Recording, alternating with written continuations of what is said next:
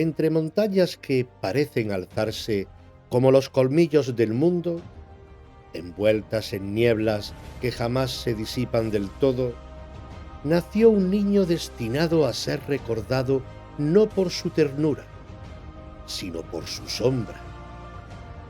En aquellas tierras ásperas de Transilvania, donde el invierno parece no terminar y los bosques guardan más secretos que caminos, vino al mundo Vlad III de Valaquia, hijo del príncipe Vlad II Drácul, miembro de una orden caballeresca que había jurado proteger la fe cristiana del avance otomano, la Orden del Dragón. Y fue precisamente ese dragón, símbolo del fuego sagrado y del poder que no conoce fronteras, el que marcaría para siempre el destino de su linaje.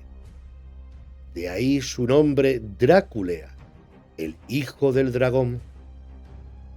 Corría la mitad del siglo XV, una época convulsa en que el mundo parecía dividido entre dos credos y dos visiones irreconciliables. Por un lado, el Imperio Otomano, joven, ambicioso y devorador, extendiéndose desde Anatolia hasta los Balcanes.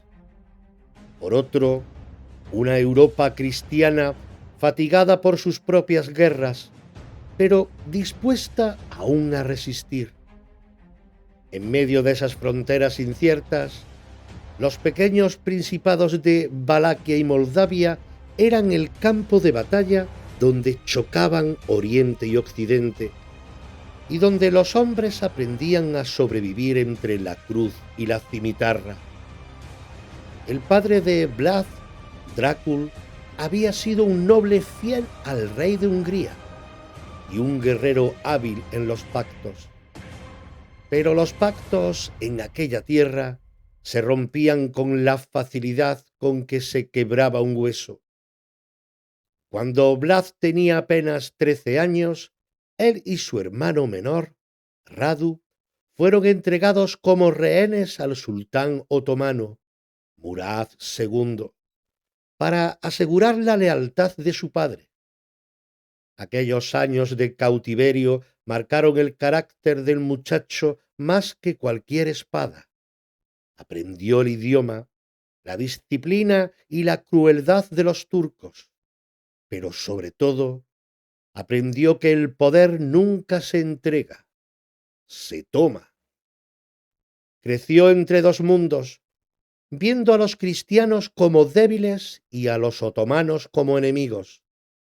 De esa mezcla de humillación y orgullo nació un joven príncipe que, al regresar a su tierra, ya no era un simple heredero, sino un hombre forjado en el fuego del resentimiento. La Valaquia que encontró estaba arruinada por la guerra. Los boyardos, la nobleza local, gobernaban con intereses propios y el pueblo sufría bajo impuestos y saqueos. Vlad los miró y vio desorden, corrupción, traición. Decidió poner fin a todo aquello con la única ley que creía infalible, el miedo. Pero antes de la crueldad vino la convicción. En su mente, Valaquia no debía ser una tierra de esclavos, sino de guerreros. Quiso construir un reino justo, aunque su justicia olía a sangre. Se decía que caminaba de noche por los pueblos disfrazado para comprobar si sus súbditos mentían o robaban. Y cuando lo hacían, no había perdón ni clemencia, porque para él el dragón de su estirpe no era símbolo de destrucción, sino de pureza a través del fuego. Los cronistas contemporáneos lo retratan como un hombre de mirada fija y voz serena, incapaz de mostrar compasión, pero también incapaz de dudar. Y, sin embargo, en ese joven de rostro severo y corazón endurecido, latía todavía la sombra de aquel niño que una vez fue prisionero en tierras lejanas. Su odio hacia los traidores era, en realidad, el odio hacia su propio pasado.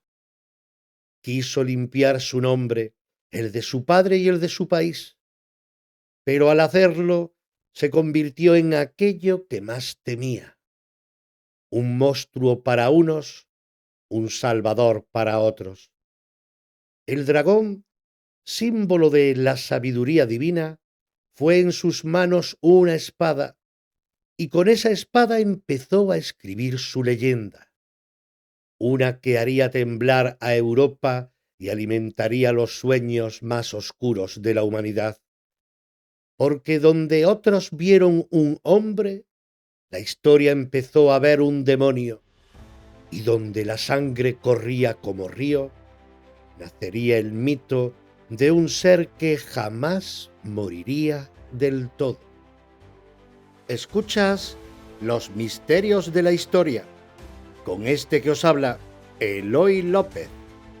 Hoy hablamos de Drácula y el mito vampírico.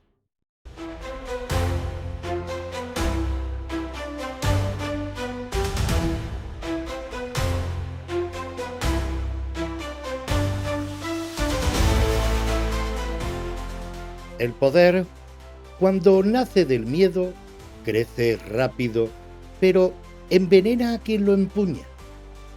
Así fue el reinado de Vlad III Tepes, conocido para siempre como el Empalador.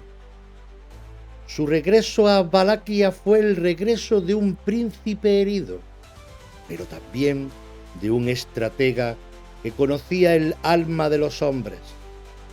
Sabía que en aquellas tierras divididas entre la lealtad y la traición, el terror podía ser más eficaz que la espada, y así comenzó su leyenda. El primer acto fue tomar el trono por la fuerza. Su padre había sido asesinado y su hermano mayor enterrado vivo por los boyardos, esos nobles que decían servir al país, pero solo servían su oro. Vlad juró vengarse y lo hizo con un método que marcaría su nombre para la eternidad. Los invitó a un banquete en su castillo.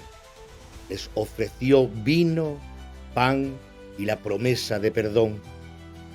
Cuando las copas estaban vacías, los hizo encadenar y marchar a pie hasta las colinas de Poenari, donde los obligó a construir una fortaleza sobre las ruinas de otra antigua. Muchos murieron en el camino. Los que sobrevivieron fueron empalados a las puertas del castillo.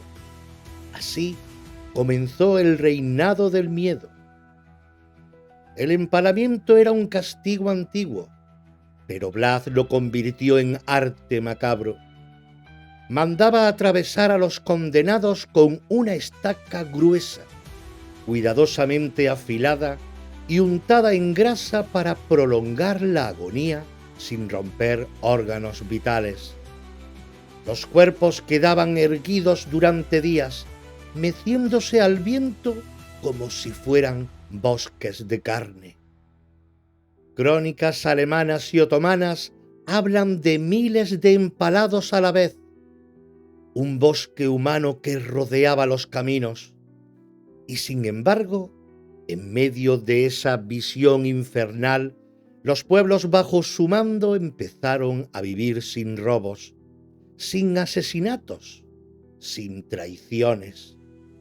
Nadie se atrevía a desafiar al príncipe del dolor. ¿Era Vlad un monstruo? ¿O simplemente un gobernante que entendió la lógica del miedo? A ojos del pueblo había traído el orden. A ojos de sus enemigos era el mismísimo demonio.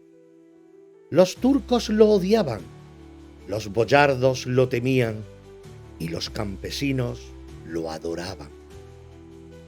Su justicia era cruel, sí, pero justicia. Cuando un mensajero otomano se negó a quitarse el turbante ante él, alegando respeto a su religión, Blas lo aplaudió y ordenó clavarle el turbante a la cabeza con clavos para que jamás se lo quitara. La anécdota recorrió el mundo.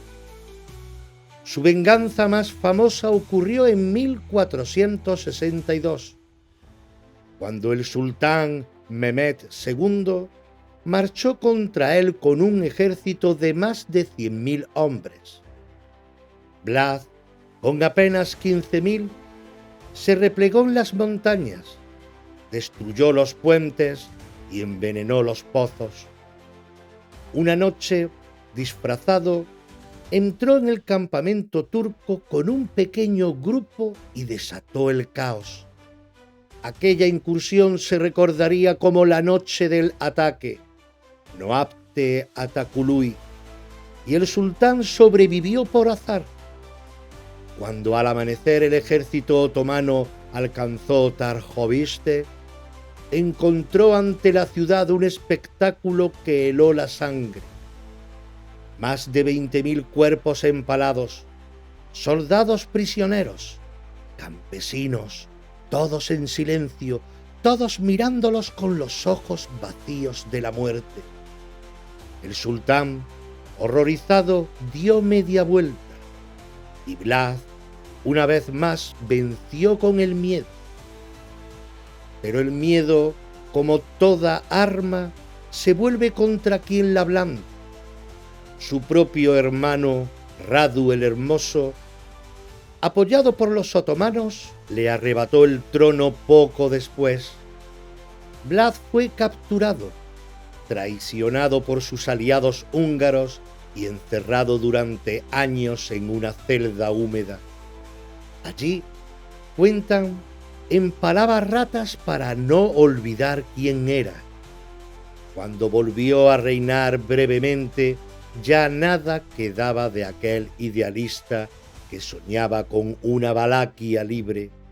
Solo quedaba la sombra de un hombre que se creía invencible, pero que había sembrado tanto terror que hasta la historia temía recordarlo. Murió como vivió, entre la sangre y la confusión. Algunos dicen que fue decapitado, otros que su cuerpo jamás se encontró. Lo cierto es que su cabeza fue enviada al sultán clavada en una lanza, y su tumba, en el monasterio de Snagov, guarda silencio, vacía. Tal vez nunca fue enterrado, tal vez sigue caminando en las noches de invierno, cuando la luna se refleja en el hielo y los lobos callan, porque su nombre, que hizo del miedo su reino, no muere con facilidad.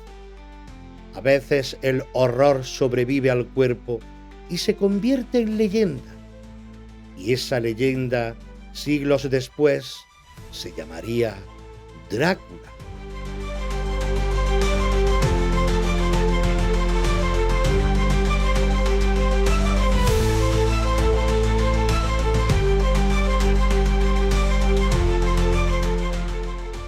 El tiempo, como la sangre, deja huellas que nunca terminan de secarse.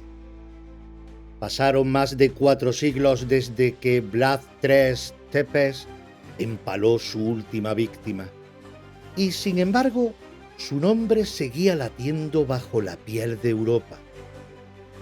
Rumores, crónicas, cantos populares, un eco sombrío que viajaba de boca en boca como si el miedo tuviera memoria. Y ese eco, un día, llegó a oídos de un hombre que jamás pisó Transilvania, pero que supo escuchar lo que el mundo aún murmuraba. Su nombre era Bram Stoker. Era el año 1897 y el Imperio Británico se creía dueño del mundo. En Londres, La ciencia y la razón reinaban sobre los espíritus. El progreso llenaba las calles de humo, electricidad y arrogancia. Pero debajo de esa modernidad, el alma humana seguía sintiendo lo mismo que en los bosques de los Cárpatos. Miedo a la muerte, deseo de inmortalidad, atracción por la oscuridad. Stoker, irlandés de nacimiento y administrador de teatro por oficio, conocía los escenarios de la mente mejor que nadie. Y mientras la sociedad victoriana hablaba de moral y decencia, él se preguntaba qué pasaría si la oscuridad tomara forma humana y llamara a la puerta de Londres. Fue entonces cuando, investigando viejos textos sobre el este de Europa, encontró un nombre: Drácula, Son of the Dragon. Drácula, el hijo del dragón, un príncipe cruel, devoto y sanguinario, y vio en él algo más que un personaje histórico. Vio un símbolo, el puente entre el pasado medieval y la ansiedad moderna, entre el alma supersticiosa del campesino y el vacío espiritual del hombre urbano. Así nació el conde Drácula, un noble transilvano que no solo bebía sangre, sino que representaba el retorno de lo reprimido, la venganza de la noche sobre la luz de la razón. Stoker nunca visitó Rumanía, pero eso no le impidió construir una Transilvania inmortal. La suya era una tierra inventada y, sin embargo, más real que cualquier mapa. Bebió de las leyendas de los Strigoi, los muertos vivientes del folclore rumano, de los relatos sobre los Nosferatu, los demonios sin alma, y del mito universal del ser que se alimenta del vitalismo de otros. En el fondo, Drácula no era una invención, sino una síntesis, un espejo donde se convergían siglos de miedo y deseo. Y lo más fascinante fue su disfraz. Stoker no lo presentó como un monstruo deforme, sino como un aristócrata educado, de modales refinados, dueño de castillos, con una mirada hipnótica y una voz de seda. Era el depredador perfecto para una sociedad que adoraba la apariencia. Ya no se trataba del bárbaro del este, sino del caballero elegante que se infiltra en la civilización y la corroe desde dentro. En ese juego, el vampiro dejaba de ser un enemigo exterior y se convertía en una metáfora interior. El yo oscuro que todos llevamos dentro, sediento de poder, placer o eternidad. El éxito de la novela fue lento pero profundo. Con el paso de las décadas, Drácula se convirtió en el molde de todos los monstruos modernos. De Nosferatu, 1922, a Bela Lugosi, de Christopher Lee, a las sagas contemporáneas.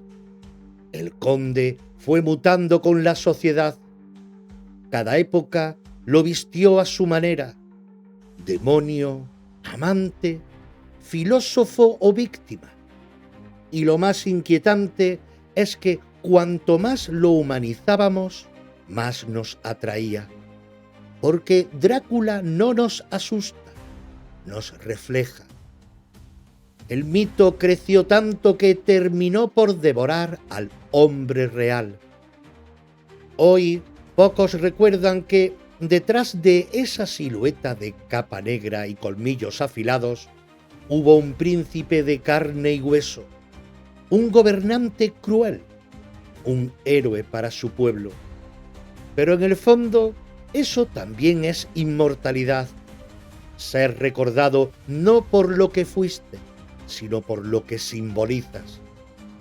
Así, de las sombras del siglo XV surgió el mito del XIX, y con él una nueva pregunta. ¿Y si ese mito no fuera solo una invención literaria? ¿Y si el vampiro no nació en la pluma de un escritor, sino en algo que siempre ha estado al acecho en la conciencia humana? Quizá por eso cuando cerramos el libro de Stoker y miramos hacia la noche, sentimos que algo o alguien aún nos observa desde el otro lado del cristal.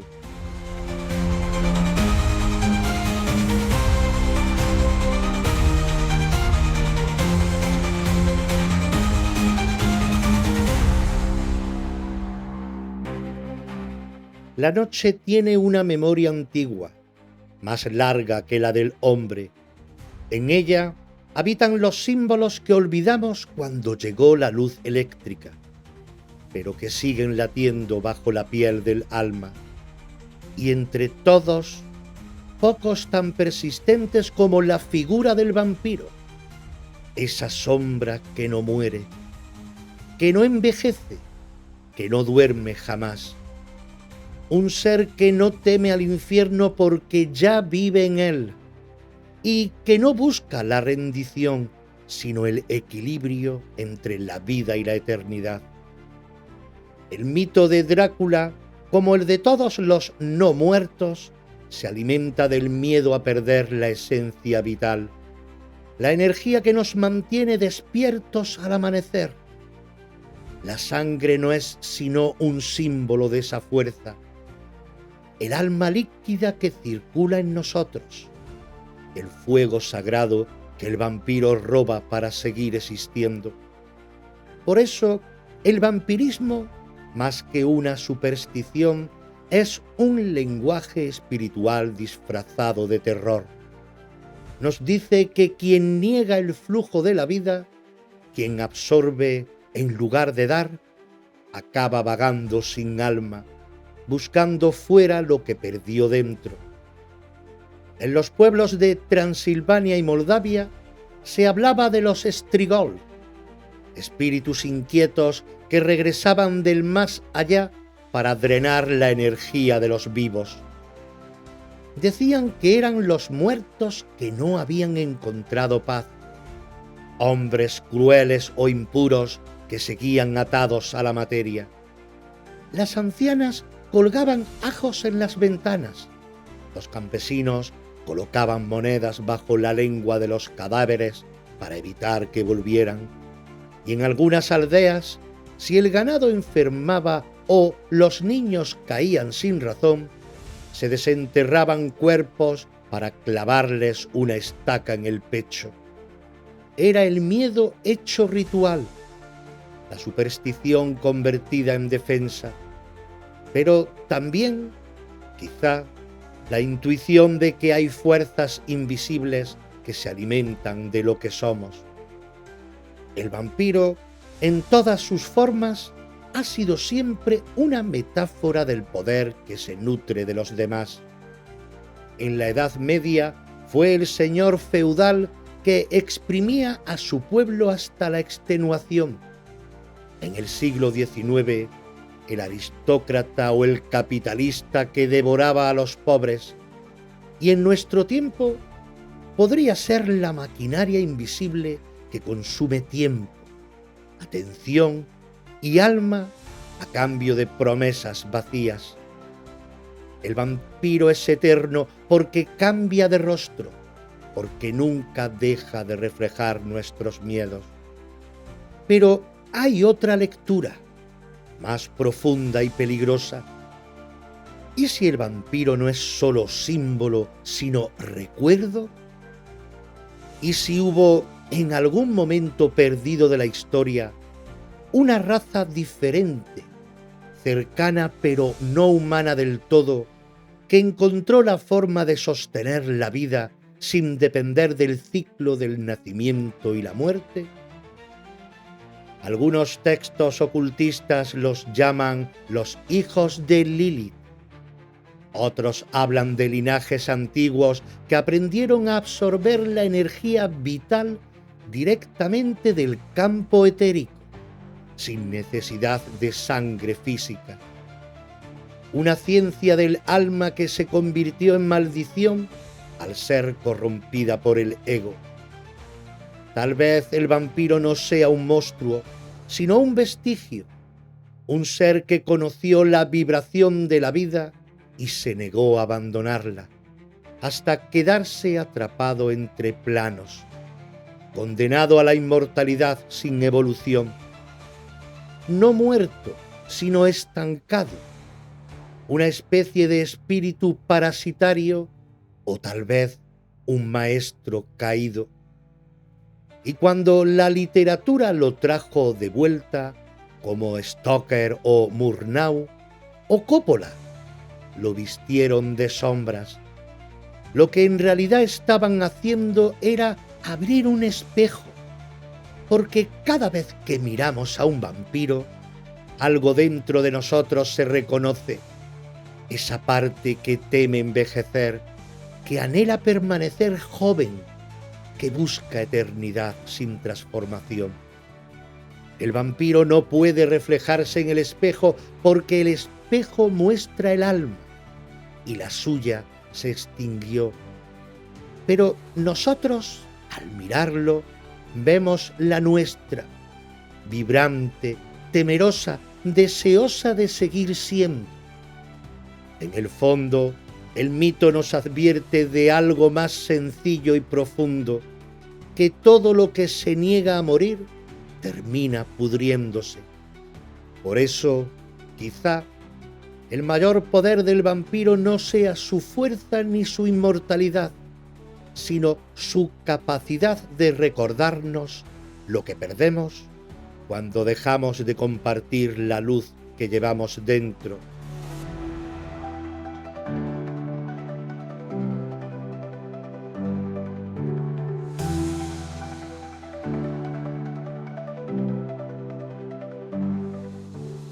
Desde que el conde Drácula cruzó las páginas de Bram Stoker, nunca volvió a morir del todo.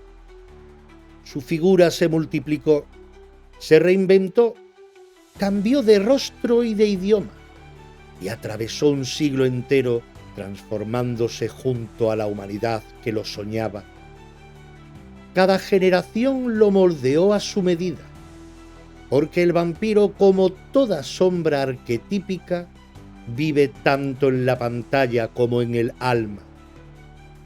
La primera vez que el cine lo invocó, lo hizo desde el silencio. Era 1922.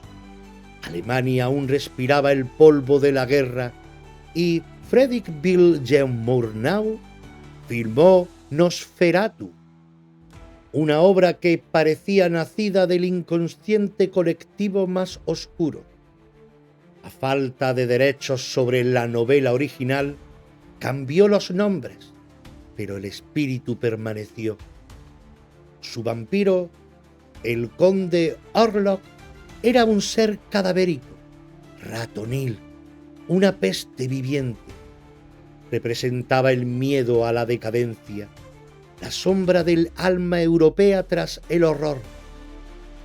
Murnau lo convirtió en símbolo de la enfermedad moral que se extendía como epidemia. Años después, en 1931, Bela Lugosi le devolvió la elegancia, la mirada hipnótica y la voz encantadora. Hollywood transformó el terror en fascinación. El monstruo se volvió seductor. Ya no se escondía entre ataúdes mohosos, sino en castillos iluminados por candelabros de plata. Con Lugosi, el vampiro dejó de ser una criatura ajena y se volvió deseo.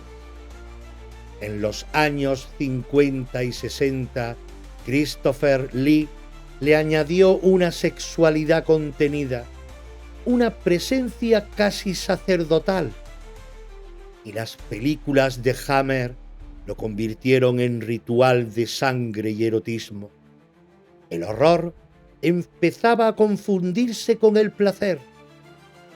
A medida que la humanidad avanzaba hacia la modernidad, el vampiro cambió de naturaleza. Dejó de representar la peste o la nobleza corrupta para convertirse en símbolo de la marginalidad y de la diferencia. Entre los 80, cuando las ciudades ardían de neones y desencanto, The Lost Boys o Near Dark lo vistieron de cuero y lo soltaron en California. Ya no vivían en castillos, vivían en la noche urbana, en la música, en la soledad. La sangre seguía siendo su aliento, pero ahora también su condena. Y entonces llegó Anne Rice con su entrevista con el vampiro. Su criatura, Lestat, era el heredero perfecto de Drácula, pero con conciencia. Rice le dio voz, dolor y belleza. El vampiro dejó de ser villano para convertirse en espejo del alma perdida. Ya no buscaba víctimas, buscaba sentido. Preguntaba a Dios, dudaba de la eternidad, lloraba por la humanidad que había dejado atrás. Ese fue el momento en que el mito dejó de infundir miedo y empezó a inspirar compasión. Y mientras la cultura pop lo hacía brillar entre luces adolescentes o sagas románticas, el símbolo seguía latiendo bajo la superficie. El vampiro nunca ha sido solo un monstruo. Es la encarnación de nuestros anhelos más secretos. En él se mezclan el miedo a la muerte, la atracción por el poder, el deseo de juventud eterna y la culpa por lo que sacrificarnos para lograrlo. Cada época ha tenido sus vampiros, uno de carne, otros de dinero, otros de emociones. Seres, reales o metafóricos, que se alimentan de la energía ajena, de la atención, del tiempo, de la inocencia. Hoy, cuando los templos de piedra se han sustituido por pantallas luminosas, el vampiro ya no necesita colmillos. Basta con que mire y lo mires. Basta con que te consuma un instante y le entregues tu energía sin notarlo. Y sin embargo, seguimos fascinados. Le abrimos la puerta, lo invitamos a entrar en nuestras casas, en nuestras mentes, en nuestros sueños. Quizá porque, en el fondo, no queremos que muera, porque mientras Él exista, sigue existiendo en nosotros el deseo de desafiar el paso del tiempo. Y así, siglo tras siglo, Drácula ha pasado de ser un príncipe guerrero a un espejo de la conciencia moderna.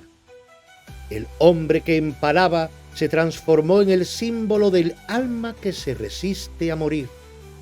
Y entonces surge la pregunta inevitable.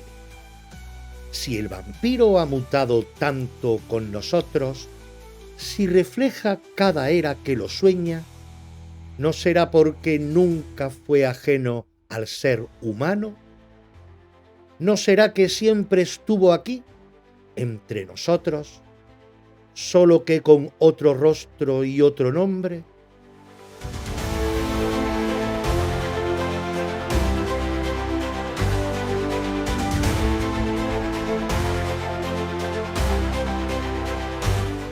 Cuando el siglo XXI amaneció, el vampiro ya no salía de los ataúdes, salía del instituto. Crepúsculo transformó la maldición en promesa, la sangre en amor y la noche en refugio. De pronto, el vampiro dejó de representar la condena eterna para convertirse en el símbolo de una generación que no temía a la oscuridad, sino al vacío emocional. Edward Cullen y Bella Swan no son solo una pareja, son la versión moderna del alma humana intentando reconciliar deseo y pureza, instinto y conciencia. El mito, al entrar en los años 2000, se volvió luminoso.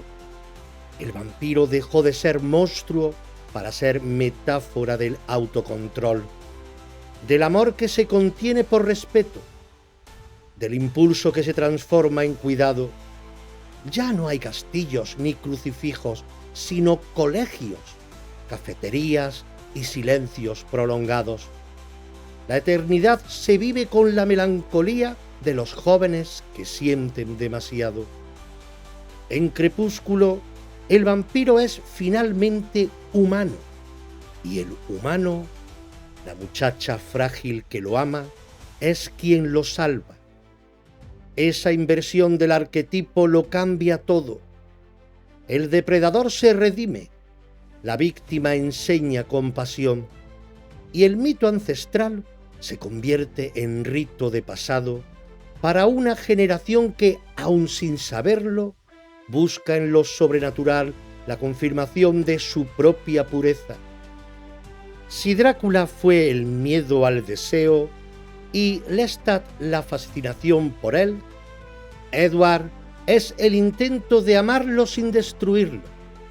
Y en esa ternura, tan pop como simbólica, el vampiro recupera lo que había perdido desde el principio: la posibilidad de tener alma.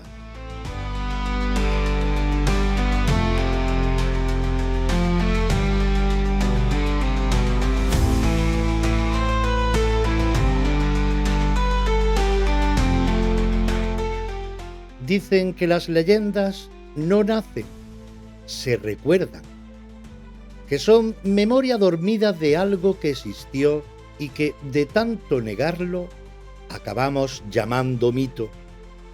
Y así ocurre con los vampiros. No están en los castillos ni en los cementerios, sino en las esquinas del mundo donde la razón no se atreve a mirar. Quizá incluso más cerca de lo que imaginamos. En los pueblos del este europeo, cuando las noches eran largas y la luna teñía los tejados de azul, la gente aseguraba que había hombres que no envejecían, gente de aspecto pálido, hermético, que aparecía y desaparecía sin dejar huella.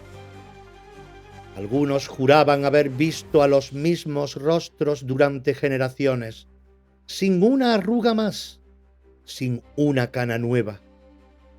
¿Exageración popular? ¿Superstición campesina?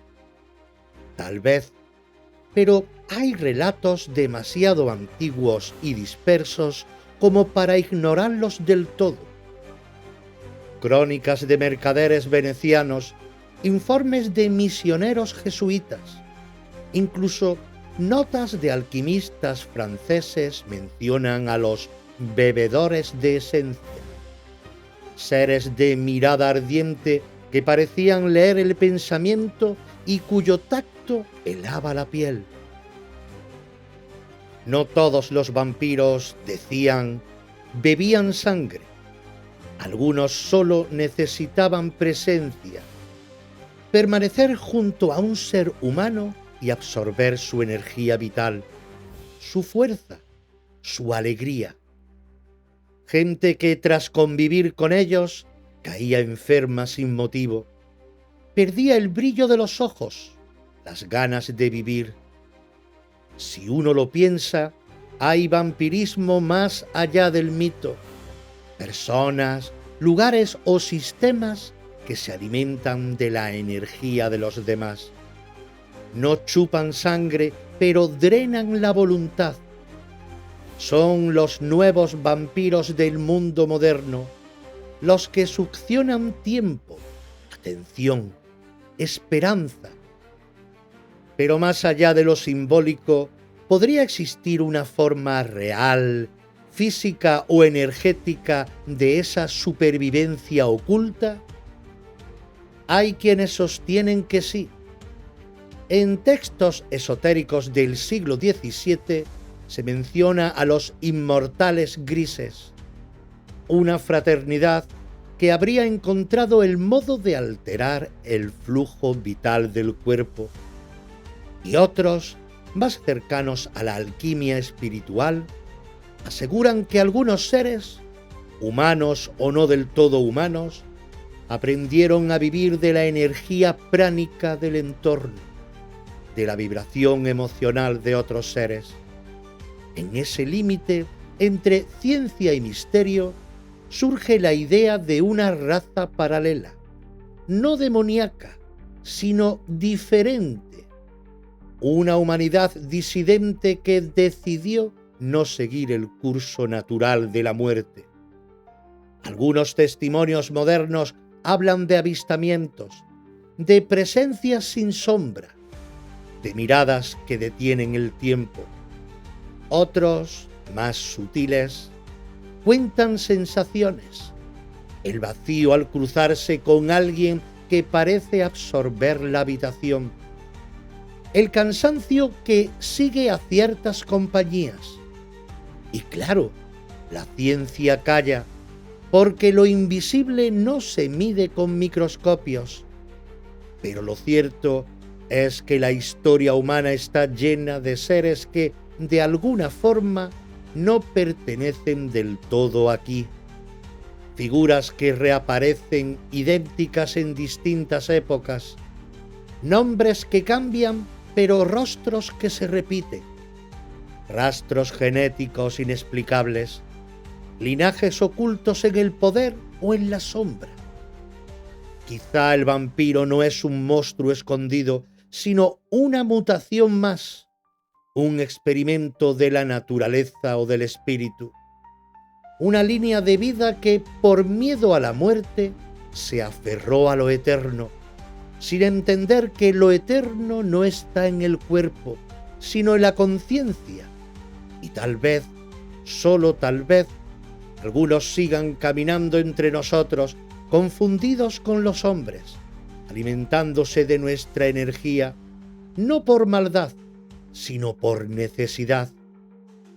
Y si es así, si conviven en silencio con nosotros, no sería extraño que los mitos fueran su mejor protección, porque nadie busca lo que cree ficción, y porque mientras el vampiro siga siendo una historia, ellos podrán seguir existiendo. Pero hay otra lectura más inquietante. ¿Y si el vampiro también está dentro de nosotros? ¿Y si cada vez que absorbemos la alegría ajena, cada vez que drenamos a otro con nuestras sombras, somos parte de la misma estirpe? Quizá el vampiro no se esconda en la noche, sino en el ego.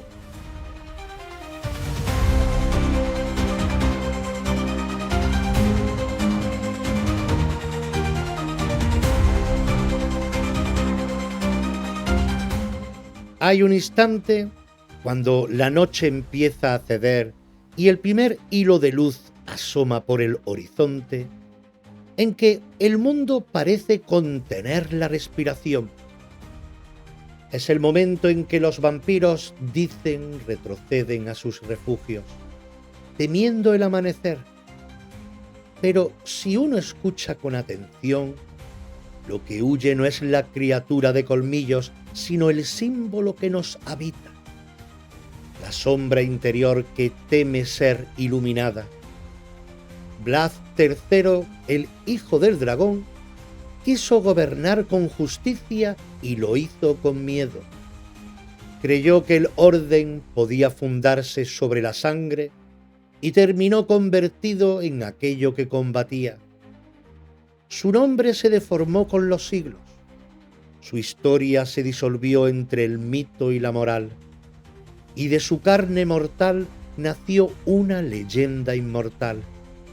Y esa leyenda, Drácula, se alzó como el reflejo más nítido del alma humana, nuestra eterna lucha entre el ansia de poder y el miedo a desaparecer.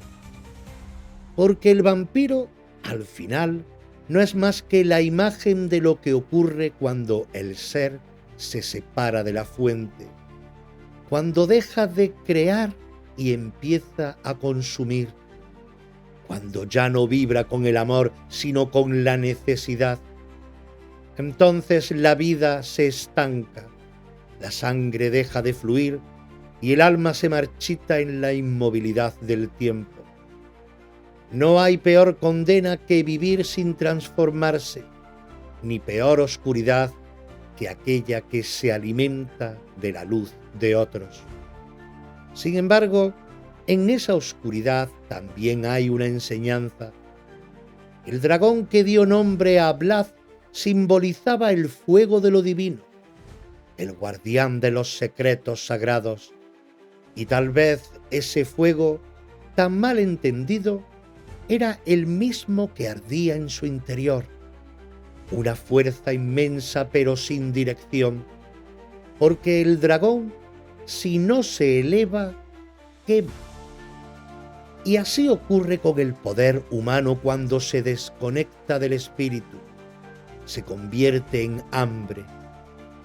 Pero toda sombra, incluso la del vampiro, puede redimirse al contacto con la luz. El mito nos advierte de lo que ocurre cuando olvidamos que la energía más pura no se roba, se comparte, que la inmortalidad no se logra deteniendo el tiempo, sino trascendiéndolo, que el verdadero sol que disuelve las tinieblas no está en el cielo, sino en el corazón despierto. Tal vez por eso, en las viejas historias, basta una sola gota de amanecer para destruir al vampiro, porque la luz no combate a la oscuridad, simplemente la revela, y cuando el alma humana se atreve a mirar su propia sombra, descubre que dentro de sí no hay monstruos, sino un dragón dormido, un dragón que no empala, que no teme al sol, que no necesita alimentarse de nadie porque su fuego proviene del infinito. Y ahí termina y empieza todo.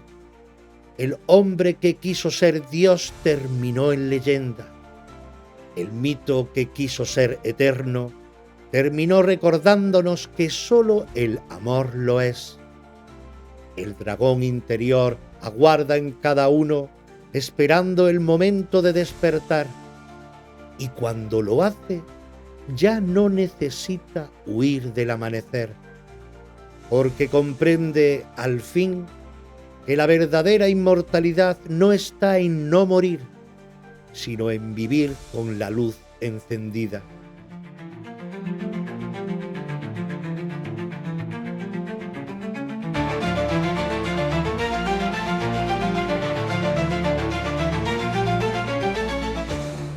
Dicen que fui bestia, que el diablo se bañaba en mi sombra, que mi alma huele a hierro y miedo. Pero yo fui un hombre, un príncipe nacido entre lobos, criado por traiciones y devorado por la idea de orden. No conocí el amor de la misericordia, solo el amor de la justicia. Y la justicia, cuando el mundo se pudre, se hace a fuego y estaca. Empalé cuerpos, sí, miles, pero cada uno de ellos fue una palabra escrita en el lenguaje que los hombres entendían, el del terror. Yo no creé el miedo, lo heredé. Lo usé como quien empuña una antorcha en la noche para que el enemigo no olvide que hay fuego en la montaña. Mi tierra era barro y sangre, y mi pueblo carne cansada de ser esclava. Si algún día fui cruel, fue porque la piedad en Valaquia se pagaba con el cuello. que los que me juzgan miren sus propias manos antes de señalarme, porque el poder, cuando se defiende, no distingue entre santos y ladrones. Dicen que bebía sangre, no lo niego, aunque no de la forma en que lo cuentan. La bebía del miedo de mis enemigos, de su temblor, de su silencio. Esa era mi copa y mi condena. Cada grito clavado en una estaca era una súplica para que Dios me escuchara. Pero Dios no escuchó. Quizá porque el cielo no distingue entre víctima y verdugo, cuando ambos rezan con las manos manchadas. He visto morir a mis hijos y a mis enemigos con la misma mirada. He amado el poder más que la vida y el silencio más que la gloria. Mi nombre será maldito, lo sé, pero en ese maldecir mi eco seguirá vivo, porque los hombres olvidan rápido al justo, pero jamás al cruel. Y yo elegí ser recordado.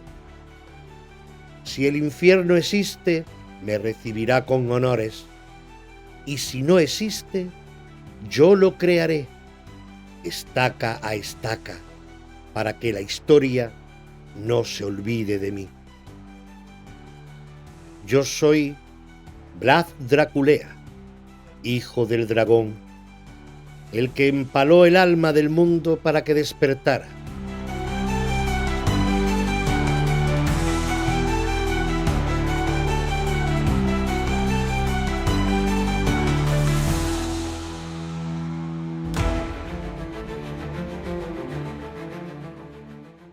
Y hasta aquí llegó este viaje entre los ecos del pasado, entre ruinas y leyendas, entre certezas e incógnitas. Pero a veces, entre las grietas de la historia, se asoma algo más, algo que no se mide con fechas ni se archiva en documentos, algo que no solo sucedió, sino que nos está sucediendo por dentro. Si alguna vez te has preguntado qué hay detrás de los hechos, si has sentido que hay un alma que también camina la historia contigo, te espero en Reflejos del Alma, aquí, en esta misma sintonía y en esta misma plataforma, porque a veces el mayor misterio no está en lo que pasó, sino que está en lo que somos.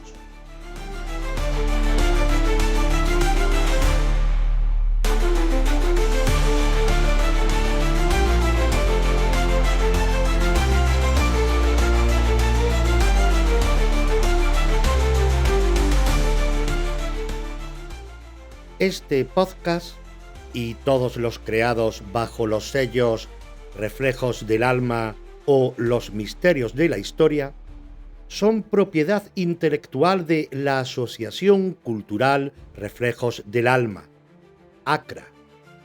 Su producción, creación y realización corresponden a dicha asociación sin ánimo de lucro.